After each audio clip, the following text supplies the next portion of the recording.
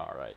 Hey everyone, I'm going to be doing a walkthrough of styling our NASA photo project. This is going to be a bit more open-ended because there's no clear goals here. I want to give you a brief overview of some of the styling methods we have available to us in React. So I want to go over Sass, um, I want to go over styled components and UI libraries like Semantic UI.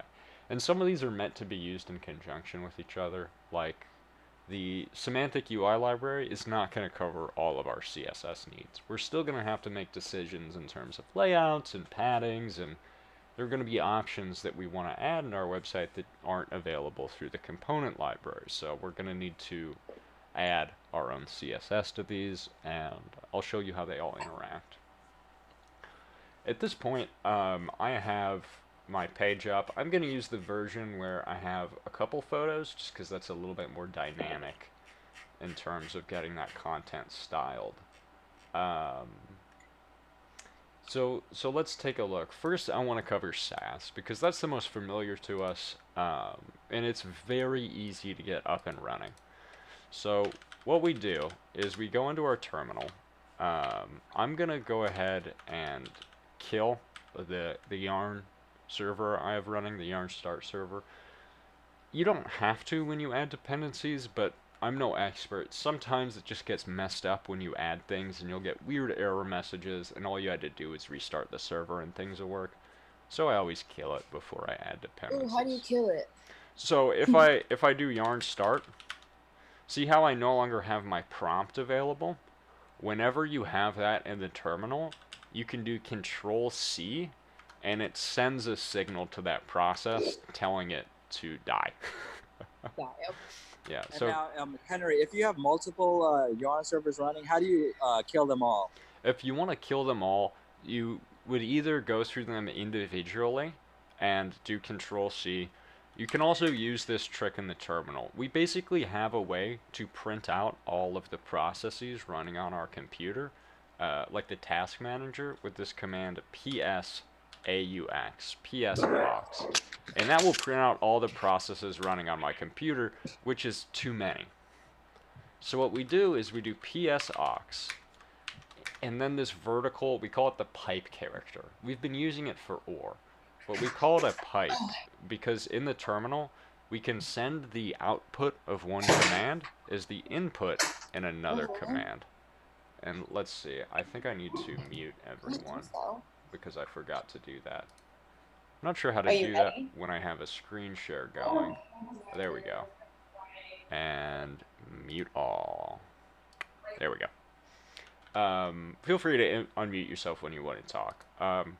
So we use this pipe character to send the output of one command as the input for another command. So I have this huge list of things. I can search through that using a program called grep. Grep is wonderful. It lets us search through the output of other commands, it lets us search through files, and it does it very, very quickly. So what I want to search for is yarn. So I'd say grep yarn, and now it'll show me all of the processes running on my computer that have the word yarn in them. This first number right here is the ID of the process. If I want to stop it, I can say kill and then give it this number.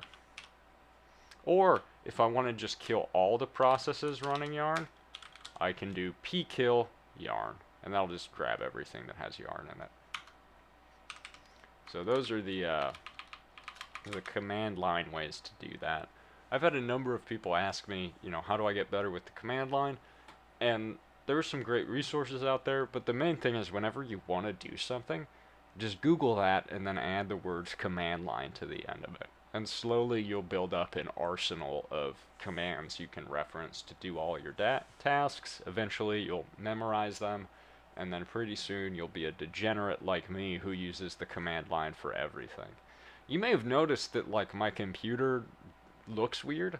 That's because everything you see is custom here. This whole bar is the output of a bash script. The way my whole window manager works is styled and controlled by a bash script. And if I want to run programs, I just open up a terminal and type the name of the programs. I don't have a start menu or anything like that. Okay, so let's do styling. So if I want to use Sass, it's very simple. I add node Sass as a dependency to my project. So I'm going to do yarn add node Sass. The dash here is important. I ran into this a number of times today. If you slightly mistype the name of an npm package, that version, whatever name you typed in, probably exists, so you're not going to get an error.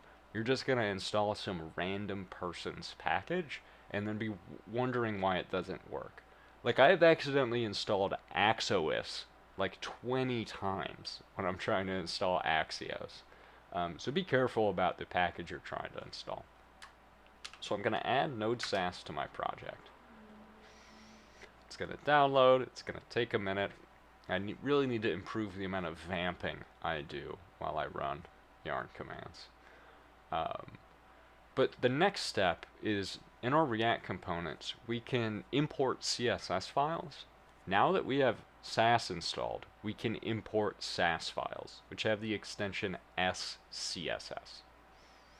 And we don't have to do anything like we did with Let's Watch Compiler. React is going to handle that whole process for it. Whenever we import our Sass file, React is going to notice that, and every time we make changes, it'll handle rebuilding everything and shipping it off to our application. It looks like this is indeed taking a minute, but we can go ahead and rename our files while this runs in the background. So we'd go into app.js, and instead of app.css, I'm going to make this app.scss. How did you install Sass again? We're going to we do yarn add node Sass. So is it npm add node Sass? If we're using npm, it would be npm install node Sass. Someone earlier had a cheat sheet of like the npm version of things and the yarn versions of things. I don't know if anyone remembers where that was posted, but that's a great resource because I use yarn because that's what's in most of the training kit. But I know some of you are using npm, and there's no incredibly fundamental differences between them. We just have slightly different command names most of the time. So it looks like that finished running. So now I'm going to do yarn start, and that's going to launch, and I'm going to get an error. But I want this error. I want y'all to see it. I'm going to refresh my page.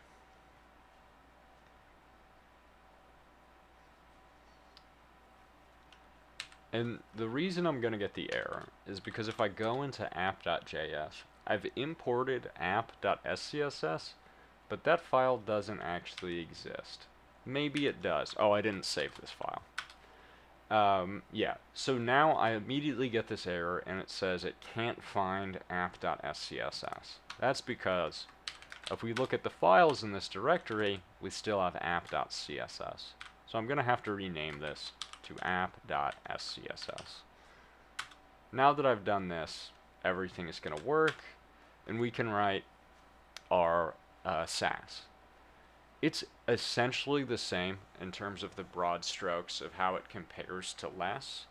The important bits are, you know, that we get to write our nested selectors, we get to write the nested media queries. Those are our big gets. We can also do variables. Basically, unless when we would use the @ symbol to do stuff, instead we use the $sign to make variables and do other things. And that's that's really our big difference between Sass and less. But I get to, having done that and not having running anything else, I can use my nested selectors. Yay. And that's nice, because the first time I had to go back to writing vanilla CSS after getting used to our preprocessed CSS, I was just exhausted having to write out all of these big selectors. I was like, oh, please. So We get that basically for free when we use React. So the way we're going to use this in conjunction with our components is, by and large, we want to style things on the component by component level. So we could write all of our CSS inside of, app.scss. We can do the whole thing in there. There's no reason why we couldn't. But we can import in each file as many, CSS sources as we want. So generally what we do is, if I have a component named photocard, I'll create a file called photocard.scss. And then I'll put, some styles in here. Let's assume I give this a class of photocard. I want to set its width to be 500 pixels. Let's say its max width is 90%.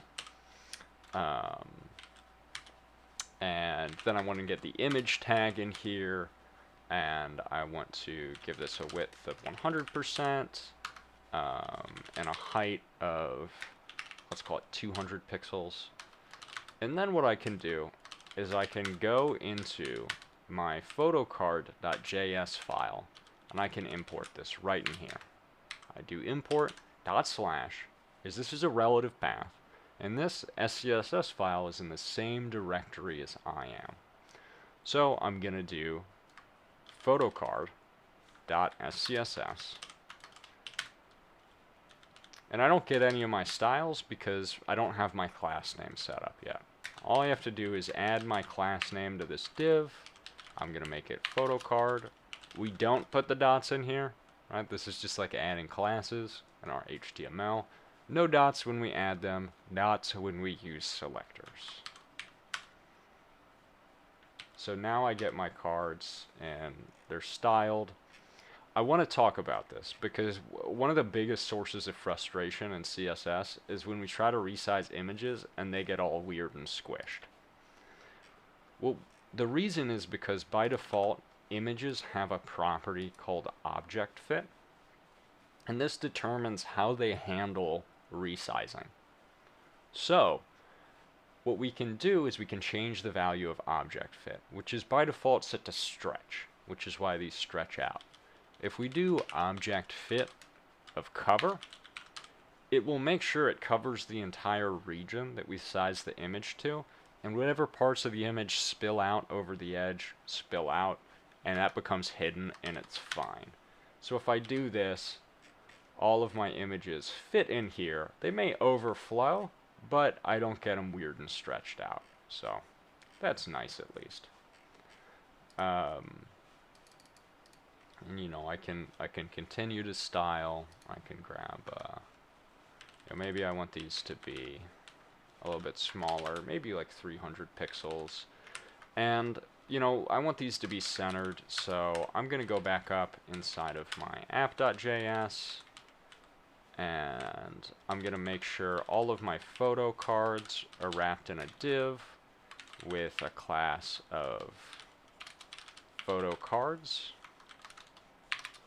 And we use these kind of structural and styling divs very similarly to the way we would in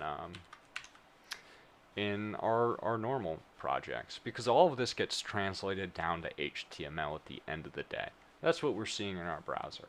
So I can always do the same thing. I can right click, I can inspect these elements, I can see what's getting rendered, I can see my classes, because the CSS is going to target what shows up in here when it's actually getting presented to our user. So I'm going to go into app, and let's see, I want to grab the photo cards. Okay, is my mic a little bit quiet right now? Can anyone? It's fine. It's fine, right? Sounds good to me. Right now? Okay. I've been trying to dial that in,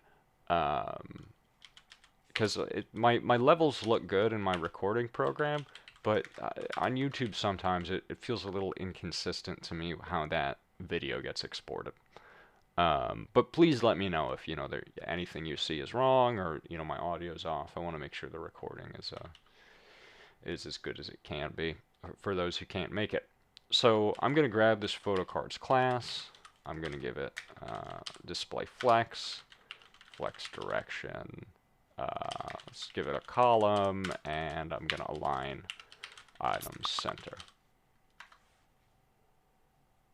Okay. Yeah, I have noticed on YouTube it feels a little bit quiet, but my levels in my audio program are as high as they can be without me starting to redline. So I'm not exactly sure what the deal with that is, but I'll continue to investigate that when I have some time this weekend. Yeah, so now we have all of our stuff centered, but there comes a point in every one of our lives where we get tired of making another card.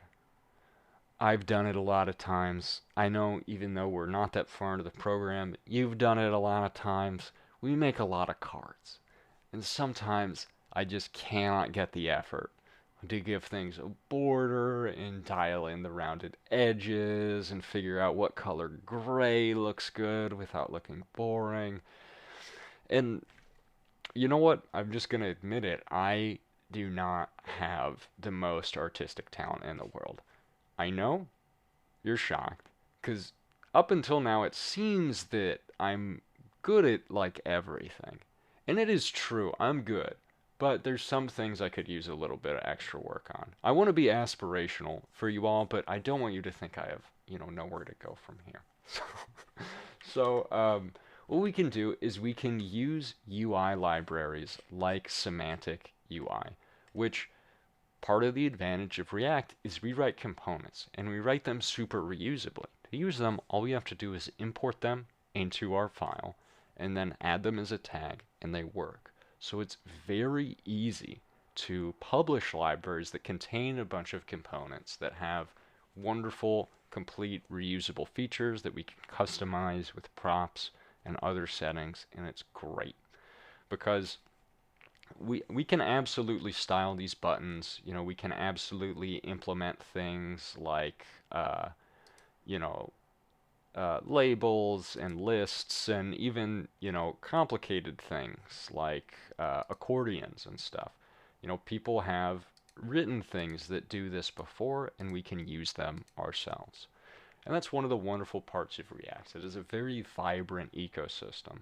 So as devs, I'm not going to say install a library to do everything for you. That may not result in the highest quality or the most consistent thing, but we don't always have to reinvent the wheel. We don't always have to start from square one.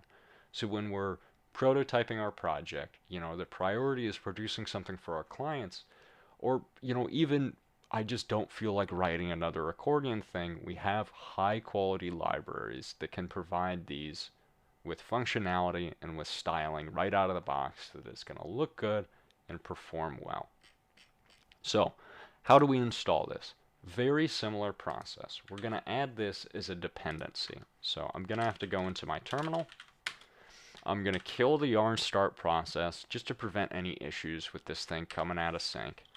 And I'm going to do yarn add semantic UI react. I'm going to be careful, make sure that name is right, so I don't install some random person's package that they are name squatting on for typos, so they can say on their resume they have a yarn package that's been installed 10 million times by accident, but no one's going to check that. So we add this as a dependency. And what this is going to do is this is going to allow us to import all of the components we see here. But there is a missing piece. So these components are implemented the same way that we'd implement our components. But this package does not ship with the CSS needed to style these components. So there's a couple ways to do this. We can add the CSS to our index.html's head and include this style sheet from a CDN, and that's going to work fine. At the end of the day, our React stuff gets compiled down to the normal web technologies we've learned: HTML, JavaScript, and CSS. We can also install this CSS as a node module, and that's what I'm going to do here. So I'm going to do yarn add semantic UI CSS. and we're going to add this as a dependency. And that's just going to download the style sheets necessary to style all the components. Because if we look at those components in our HTML, they're just divs and spans and what have you, and they have classes on them. And this CSS is designed to style those classes. And we can reuse those classes and apply our own CSS and our own theming to all these components. There's nothing mysterious happening behind the scenes that, you know, we can't access. So now that I've done that, I'm going to run yarn start again to bring our server back up. And in order to use these, we're going to have to import these dependencies. We're going to have to import our components whenever we want to use them, but we also have to import the CSS. Just like we import app.css or app.scss, we have to import this CSS file into our project somewhere so that React knows to bundle it up with all of our other CSS that we're using. And generally, we're going to do this. It describes it as the entry point of our application, which for the default create React app application is going to be in our index.js, just to make sure it's loaded early. So I'm going to add this. Now I'm going to get all of the CSS that comes with this, and I can start using components. So let's flip back over to our photo card, because I have these kind of laid out the way I want to, but I don't want to write more card CSS. So I'm going to take a look at this documentation. Documentation is your friend. If you want to be a better developer, just read documentation. One, reading a lot of documentation is going to let you write better documentation. And one of the best signs of someone who's a good dev is well-documented projects, because that means you understand what's going on, you can explain it to other people, and it's a huge sign of quality. Like if you look up a library on GitHub that you want to use and the README is just useless, like you're going to be like, well, I'm not going to use this project. But if it has a great README, you're going to be like, oh, thank you. Thank you, I can find the solutions to the things that I'm having. So write good docs, read good docs, and you can learn a lot by just reading an entire thing's documentation, start to finish.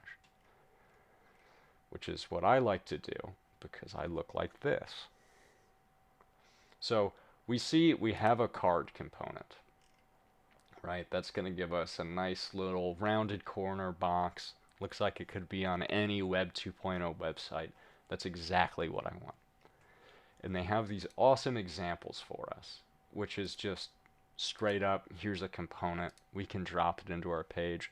Some of the examples are going to be in class-based components, because hooks were added to mainline React, like the stable React release, I believe this February.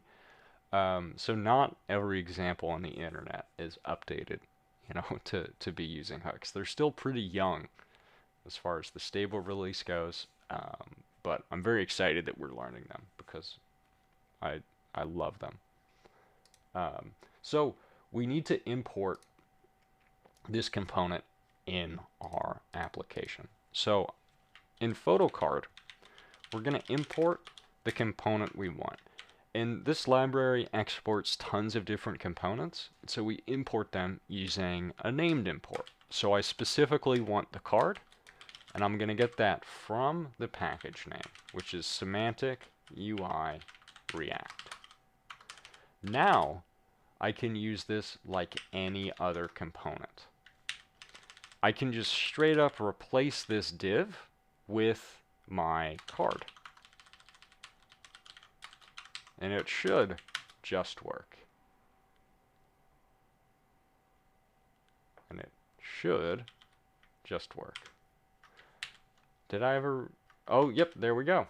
There we go. And so now I get all that styling. I get whatever, you know, layout stuff that component offers. But notice I still have my own class name on this. I'm still applying my own CSS. And I'm definitely allowed to do that. Semantic UI is not going to solve all of our problems. It's not going to solve our layout issues, you know, how big we want things. It offers us a lot of power in terms of reusing functionality of components and some basic styles, but we're still going to have to do some legwork here. So this is designed to interact well with either, our vanilla CSS or our preprocessed CSS, but also styled components, which we'll talk about in just a bit. Is there anything that people would like to see out of Sass or out of Semantic UI? Oh, excuse me. Hopefully that wasn't too loud on the mic. Anything in particular we would like to see? Could you go over what happens after you install the, what is it? Semantic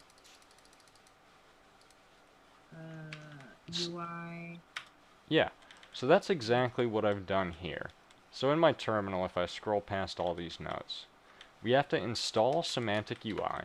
So we do that with yarn add, no, it's this one, up here. Yarn add Semantic UI React, or npm install Semantic UI React. Then we also have to add the CSS that goes along with these components. So we do yarn add Semantic UI CSS, and then we can start up our server. The first step is we have to import the CSS somewhere in our React app. We usually do that as soon as possible because these are also going to be concatenated in order, and part of a CSS selector's importance is how far down it is in the file. So we want to do it early so we don't accidentally overwrite any CSS that we're very purposefully writing. So that'll give us the CSS. Now, to use one of the components, somewhere in my React application, I import the component that I want, and we're going to have to reference the documentation for Semantic UI to do this. So I want the card component, and so it gives me a nice example of how to use all of this. So I'm going to add this card component to my imports from Semantic UI React, which is the package that we installed. Now, I can just drop that in and use it like any other component. And it's just going to work. Because this is the same way we'd use our components. We'd import them, and then we would add them to our JSX. We'd render them. And that's just going to work. And there's some interesting stuff going on here. Like, it looks like, they have these subcomponents for us, like card.content. So I might want to wrap my body here in card.content. And let me get the closing tag on this. I want to drop that in there. And that might give us some padding around our stuff. And we can really mine these examples for, best practices using these packages. Yeah, so now I have some nice padding. And we have some other stuff. Like here's the card description. Maybe I'll replace my p tag with that. Card.description. Card.description. Yeah, and so that's going to lighten up that text a little bit, make it look really nice, but we still get interactions with the CSS that we're writing normally. So this font size is too big for me. So what I can do is I can add a class name to this and say, like, I'll just add a class of content. So now inside my photo cards SCSS, the styling I want to write for this component, I can go ahead and target that class, just like I normally would in my normal CSS and my normal HTML. So I'm going to target that .content, and I'm going to set my font size to, I don't know, 1.2 rem? That's too big. What about 0.8 rem? That's better. I like that. And you know what? Let's do a line height of 1.5. Yeah, I like that a little bit more condensed. So that's starting to look good for me. So this component library is designed to play really nicely with however else we want to write CSS. And that's good, because the component library doesn't solve all of our problems. Is there anything else we would like to see with this? So you put import card from Semantic UI React. Mm-hmm. I'm getting an error, and it's saying that the card has already been declared. I do have a card.js. Oh, So, so if you're running into collisions on these names, what we can do is we can rename this import to something else. Um, okay. when we do these default imports, like import React from React, I can actually call this whatever I want. I can be like React thing, and it's not going to complain about that. But when Okay. we do these named imports, the name of this thing matters. So Okay. if I want to import it under another name, I do card as, uh, let's call it semantic card. And now we're going to import this specific component that we're calling up by its name, but I'm deciding to rename the variable I'm storing in it. So now I can rename all of these to semantic card.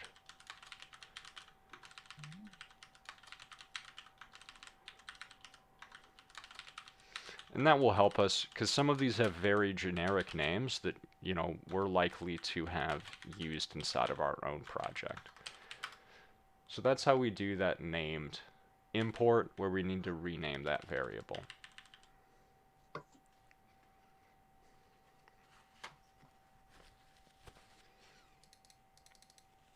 Is that working for you?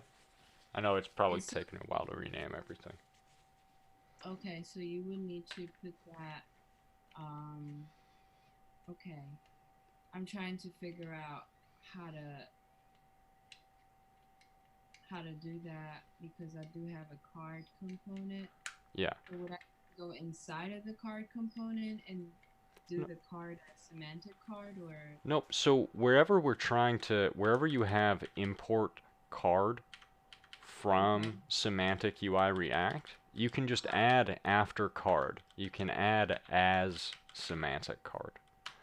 And what that's going to do is it's going to rename the component that you're importing to a Mhm. different name. So you're still allowed to have, like up here, import card from card.js. You can Mhm. still have Mhm. this here. You'd run into problems if you had tried to import card twice. See, I'm getting this same error. It's saying redeclaration of variable card. So I want to rename the one I'm getting from Semantic UI. And I do it like this. Rename card as semantic card.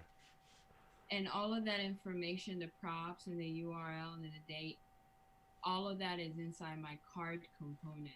Yes. So I was trying to figure out, do I need to go inside of the card component or No. can I just do the semantic card?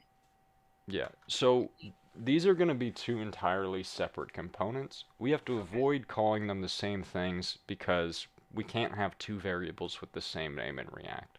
So we Mhm. rename the one we're getting from Semantic UI, and then we can use that however we'd like.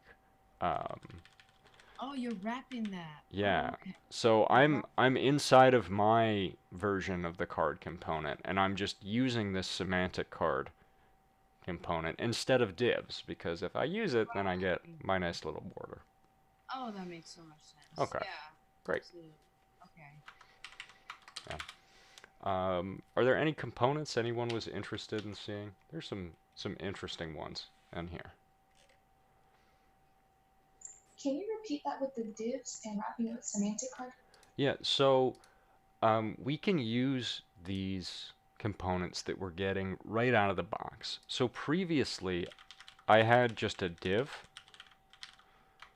wrapping my photo card component, which is this component that produces, the um, the structural part of turning all of my data from the API into something that we can see on our page. And it's just a div. And I want to get that like nice card styling that we see on every website, but I don't want to do it myself. So the Semantic UI library provides for me a component called card. And so I can use that. If I go into the documentation for this, I can click on try it, and it shows me exactly how to use this component. So I'm gonna unrename this as semantic card, and I'm just gonna remove semantic from here using some magic real fast. Um, and so now I can just use this card component. And it's going to work very similarly to a div, but it's going to have this nice styling on it. So I'm going to replace my div with this custom component. So I'm going to replace this div with card. And now I get all the styling and the features associated with the component that the kind folks over at Semantic UI have implemented for me. So I can save this, and now when we go in our React app, we see that it looks like the one in the example, or at least somewhat.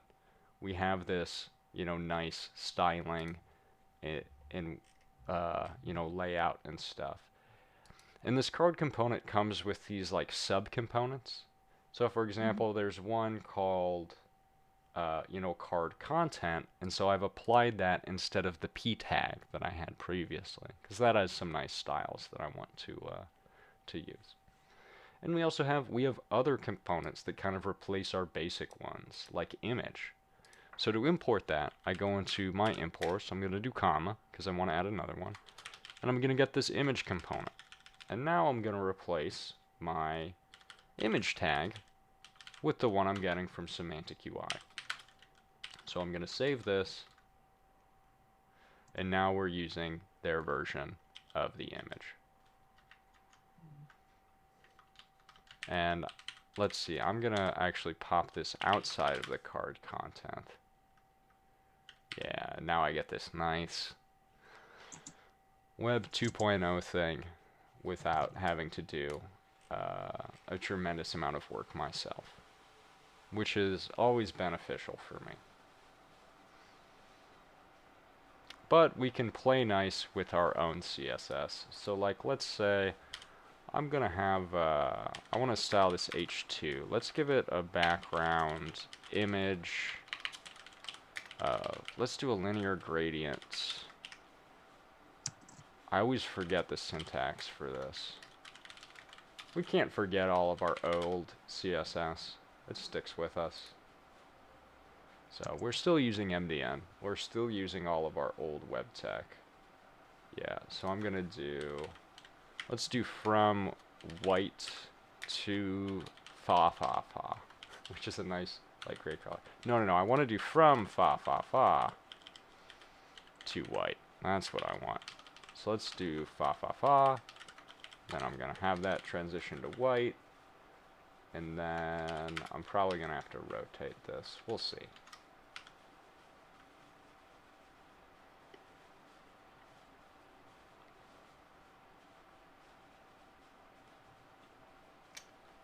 Why didn't that work? Let's investigate. Semicolon? Oh, good call. Good call.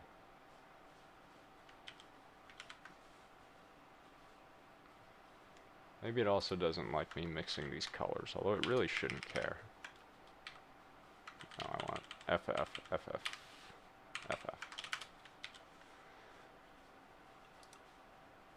Oh, maybe just background. I could have sworn you could use background image on that. I don't know. These things are unscripted. Hopefully seeing some of this debugging helps you. I actually ran into the same problem when I was trying to change the background color, but yeah, I couldn't get it to work either. I was trying to use a background image, and I brought the image into my folder, an asset folder, and it wouldn't display, so I ended up just using the URL. Oh, you know what? This is working. It's just such a light gradient that I straight up cannot tell. So, that's my B. I did want kind of a subtle thing. But, oh yeah, I can see it now if I get at the right angle of my monitor. But this is not looking the way I want. So, let's do, what do I want? Instead of fa, we'll do like fate. For those of you that aren't familiar, we're defining our colors here with hex codes. And we call it hex because the type of number we're using is a hexadecimal number. So that means instead of going from 0 to 10, we go 0 to 16. And the way we represent that with one digit is 10 is A, 11 is B, 12 is C, and so on and so forth. And so each color is these two digits right next to each other. And this is RGB. So my red is very close to white. White is FF, FF, FF. So all the colors all the way up. Black is 0, 0, 0, 0, 0, 0. And so we can define things in between to get the colors we want. And I just have, this thing. And I might want to, I want the margin bottom to be 0 and the padding bottom to be 0 on my image. Let's see if that worked. No, I don't know where that's coming in. But again, we play around with our styling. We check out, the things being applied. Oh, this has top margin. So I'm going to remove the margin top on my H2, and instead I'm going to give it some padding top of like 25 pixels. I came in at the tail end of you doing the card.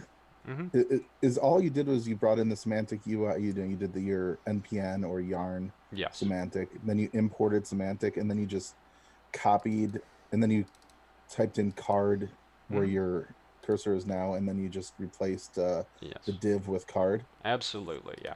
The semantic UI documentation has, great examples of how to use all of these things. The important missing piece is that these components contain all the functionality and contain all the class names, but they do not have inherent CSS. So we also have to add a library called, let's see, get started. It's going to be this Semantic UI CSS, and then inside of our index.css, we have to import that. So we have to add this line. Otherwise, our components won't have any styling on them. So it can be easy to miss in this documentation because you're like, theme. I don't need a theme. I'll just use whatever they give me. But I did miss that. Yeah, everyone did. I spent like 30 minutes debugging this problem with someone before I realized, we just didn't do this step. So now I want to, let's take a look at styled components. Let's see how those function. So I'm going to go back to my terminal. I'm going to kill my yarn server, and I'm going to add styled components. I'm going to be careful about my spelling because I don't want to download some lame-o's fake package. And now I'm going to have the styled components package installed. What styled components lets me do is it lets me write my CSS directly inside of my JS and take advantage of some of the realities of using components over the HTML they ultimately get rendered to. So I'm going to restart my server. I'm going to close the Chrome window that it wants me to use. I'm going to refresh this page. So we probably don't want to use styled components and something like Sass or native CSS together. Probably want to do one or the other because it's just going to get hard to, keep track of. But I'm going to leave it all in because I don't want to separate everything out. So this is how styled components works. So I'm going to go into photo card, and I'm going to import styled from styled components. And what this lets me do is it lets me write styles directly on components and then use them inside of my JSX. So let's say I wanted to add those styles I had written in my photocard.scss to this H2, but I like keeping track of everything in this file. What I can do is I can say const, we have to give it some name, I'll call it styled H2, and I set this equal to styled dot the kind of element I want to use, in this case an H2, and then we give it some backticks. This looks weird, but if we go into the documentation for styled components is also really wonderful. And now I put my CSS directly in between these backticks. And my text editor doesn't really know how to handle this super well, so I don't get great indentation, but that's my fault. So now I can use this variable, this newly styled component, in the place of my old boring h2.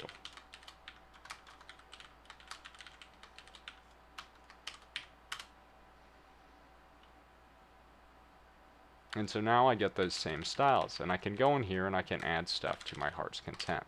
And let's do color red for effect. There we go. So now I get to write my CSS directly inside of my JS, and I get all the advantages of this being a JavaScript variable. So I could, for example, in the root of my project, make a file called like styles.js. And let's say I'm going to want to use this h2 all over the place. Well, I can define this inside of this file. I'm going to have to import styled from styled components in here. And then I can export this.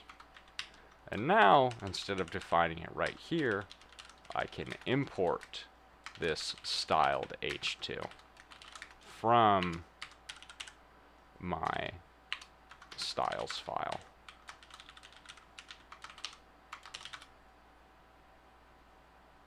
That still works. And I can go in here, I can change my CSS, and it would get updated everywhere in my application that I'm using it. We get some cool features as a result of this technology. One is that we see these backticks. This is a template string, so I can run JavaScript in here. So it might be common for us to, let's say, declare a colors variable. And I want to make this equal to an object that has all my colors in here. So instead of writing my colors inside of this thing manually, let's give this a bit of extra emphasis. I can use this like a template string, because that's what it is. So I can do $ curly braces to be able to write JavaScript, and I can reference my color.gray. I'm going to rename this to colors, because that's what I like. And so now I get to use that variable, and it's still not super emphasized, but now I can change this in one place and it'll work everywhere. What if I change this to, let's do B instead of F.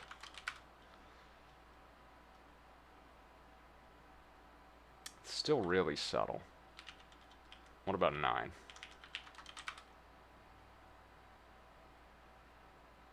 Eh, 2. Okay, apparently that's not working for me for some reason. Why doesn't it like that?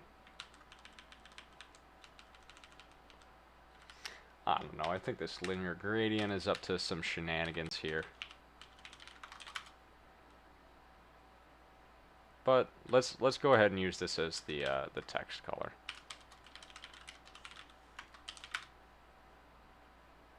There we go, now it's black again. And so we can use all of our good JS stuff in here. We can also reference the props that we've given to this component. So let's say I want to set the color directly on here. I'm going to say this color is going to be red. I can give inside of these template strings a callback function that accepts the props, and I can grab props.color.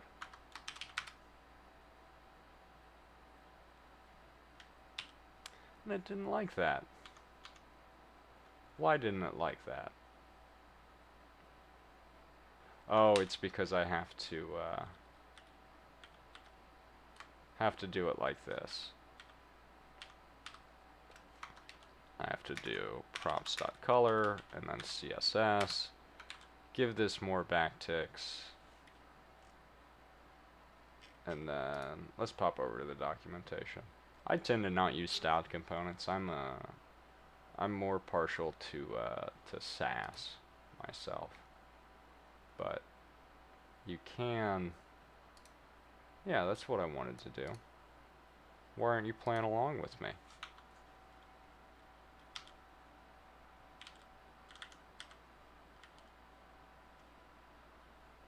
Oh, it's because I didn't save this file. Well, these are unscripted. Yeah, there we go. So now I can use props in this. And we can start using this to do some pretty complicated functionality. I'm going to pull up a project where I used styled components to show you the kind of cool stuff that you can do with them. So let's go here and Ride for Life. In the front end project, we had all of our styles in here. And were these the buttons I wrote? Yeah. So I wrote these buttons that would, you know, take the props color.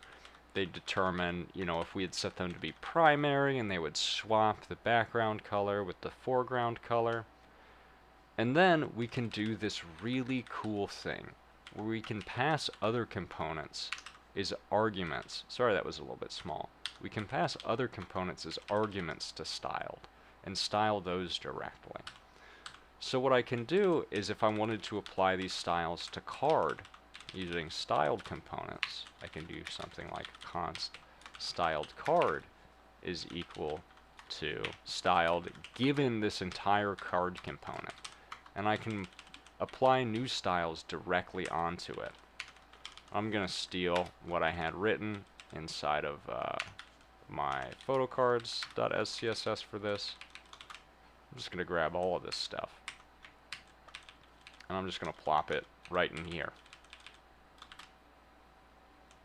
And we can use selectors inside of styled components. It's not the best stylistically. It's generally not what we want to do. We'd prefer to style them individually. But now I can replace this styled card, or this card with this styled card that I just made. And I'm still going to get everything from that component, but I've just attached some new CSS to it. So I can go up here directly in this file and say, I want to change this to be like 100%, let's say.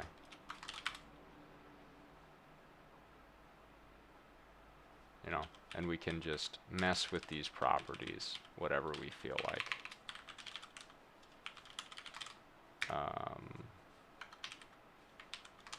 Save that and set the background color to light blue, because that's going to look not horrendous at all.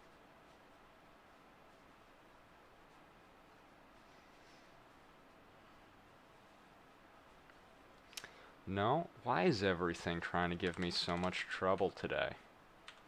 Oh, it's probably because this is getting overwritten in the component library, so I'm just going to add an important on here. There we go. Now we get my beautiful light blue background. See, didn't I say I was great at this? And so we can use styled components to style existing components directly inside of our JavaScript. And that's pretty neat. And we can use our own components in here too, if we need to just like on the fly tweak a couple styles without worrying about having to add class names and go in here. For me, the biggest drawback of styled components is having to think of names for all these variables. It just tires me out. I don't want to have to name extra stuff. But you can do really cool stuff with this. So I'm going to show you another project where I use styled components, because I don't like it. So that means I'm going to force myself to use it, because not liking it is, to me, a sign of weakness. So let's see. This was in the what project was this? Team Builder. The front end, the source. What component was this in? This was project card, right? Yeah, okay. So I wrote this really complicated styled component that would take certain attributes, because you can also use this attribute syntax. So I created this styled component called role. And let's see where I used that. Yeah. And so then I gave it this prop called background based on some function that I wrote up here that takes in the number of students that were enrolled in this thing versus the total number of students allowed to be, and then selected a color based on the percentage of fullness of that thing. And then that gives it to the styled component, which is going to go ahead and extract the appropriate color and then apply that to the box shadow on that element. So now I have this text that gets underlined based on the percentage that thing has been filled up. Doing this in normal CSS or Sass or less would be very hard. We'd have to write all these different kind of class names or complicated selectors or add this as inline styles. But here I get to use all of my existing JavaScript tricks because I can basically give arguments to my CSS. And that's kind of cool. And this may not make any sense. Me being as far away from this project as I am, it also doesn't make a ton of sense because us 2 weeks in the future is a different developer than us today, and all what's the word I'm looking for? In all shapes and forms.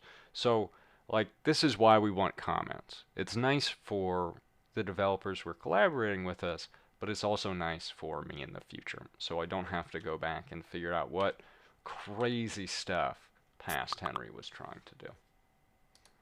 And it looks like we're running into after hours, and I don't want to take up their time, so I'm going to open the floor to some final questions here.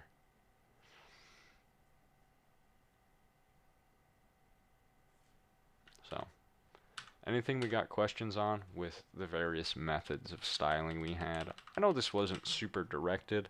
I just kind of wanted to give you a brief overview of how we use some of these and some of the features that we get.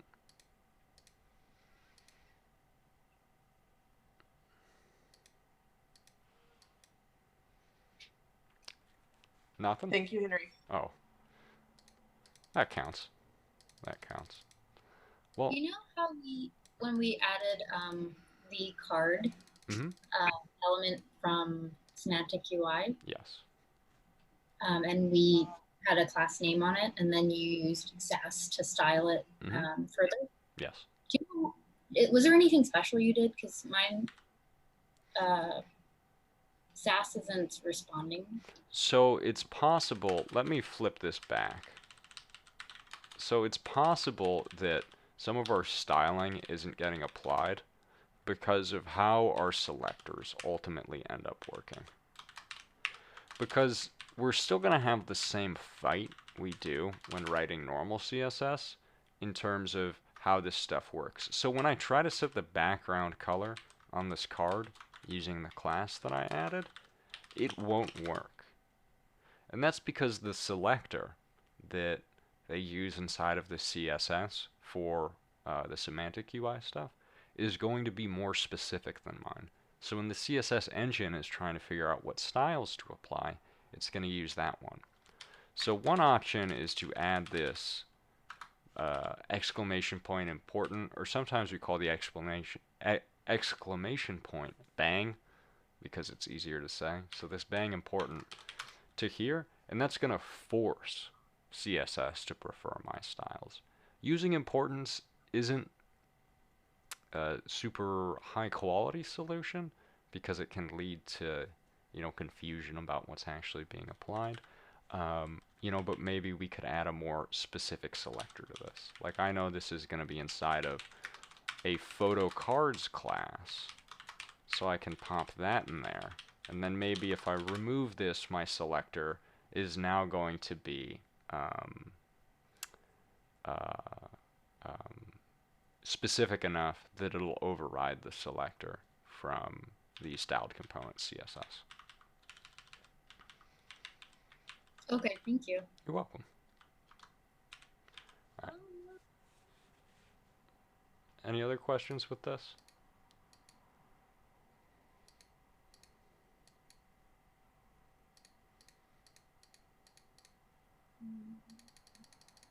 All right. Well, if there aren't any questions, thank you so much for coming. I apologize this was a little bit less directed than some of the other ones, but on these open-ended projects, it's, hard to know exactly what to share. So I hope you all found this helpful.